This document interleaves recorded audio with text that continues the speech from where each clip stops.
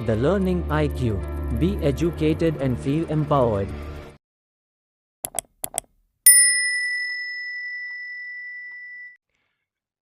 Hello everyone. Welcome to the Learning IQ.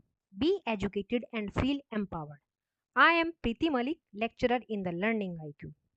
Welcome back in our daily vocabulary improvement session. As you know that मैं आपके लिए इस session में हमेशा एक रूट लेकर आती हूँ और उनको आप अपनी इंग्लिश कन्वर्सेशन में यूज करके अपनी इंग्लिश कन्वर्सेशन को अच्छा बनाते हैं। तो चलिए विदाउट एनी डिले अपने सेशन को स्टार्ट करते हैं। क्लैर क्लैर एक ऐसा रूट है जिसका मीनिंग क्लियर या स्पष्ट या शुद्ध शब्दों से होता है। जो इसका मीनिंग निकलेंगे, इससे बनने वाले वर्ड्स के जो मीनिंग निकलेंगे उसका मतलब क्लियर से होता है, यानी स्पष्ट या शुद्ध कह सकते हैं। जैसे कि क्लेरिफिकेशन। क्लेरिफिकेशन का मतलब होता है किसी पॉइंट को या किसी टॉपिक को बहुत अच्छे से समझाना या क्लियर करना। डिक्लेयर डिक्लेयर का मतलब होता है कोई भी चीज या कोई भी घोषणा आप कर रहे हो तो शुद्ध और बिल्कुल स्पष्ट शब्दों में करना। क्लेरिफाई क्लेरिफाई का मतलब है साफ साफ अक्षरों में किसी को कोई बात बोलना, बिल्कुल क्लियर वर्ड में कोई बात कह देना।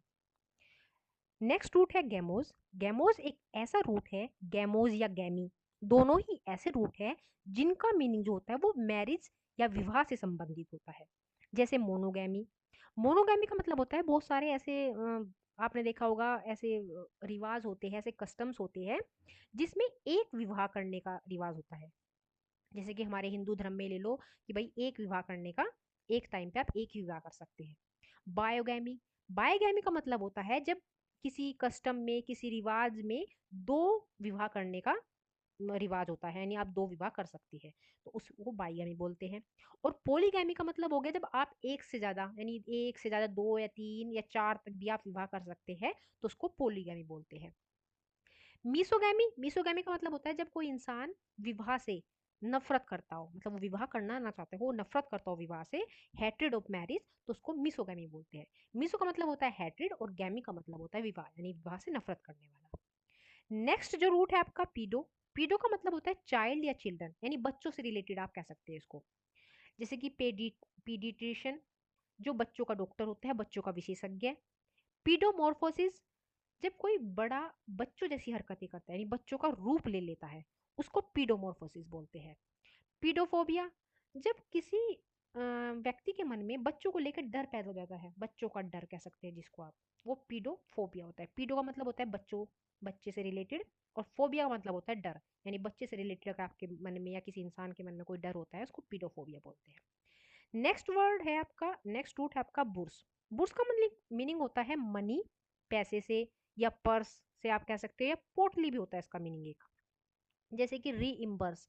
री इम्बर्स का मतलब होता है किसी को पैसे लौटाना, यानी आपने किसी से पैसे लिए हैं, आप उसको पैसे लौटाते हो, तो री इम्बर्स। री का मतलब होता है मतलब दोबारा से, यानी आपसे पैसे लिए, आपने पैसे लिए, उसको वापस पैसे देना, वो री इम्बर्स कहलाता है।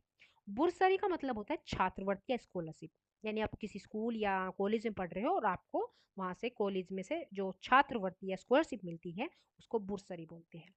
डिसबर्स डिसबर्स का मतलब होता है पैसे देना, यानी आप किसी की हेल्प के लिए या आप किसी दूसरी वजह से किसी को पैसे दे रहे हो तो उसको डिसबर्स बोलते हैं। आई होप आप लोगों को ये सेशन समझ में आया होगा और आप लोगों ने इन रूट्स का मीनिंग काफी अच्छे से समझा होगा।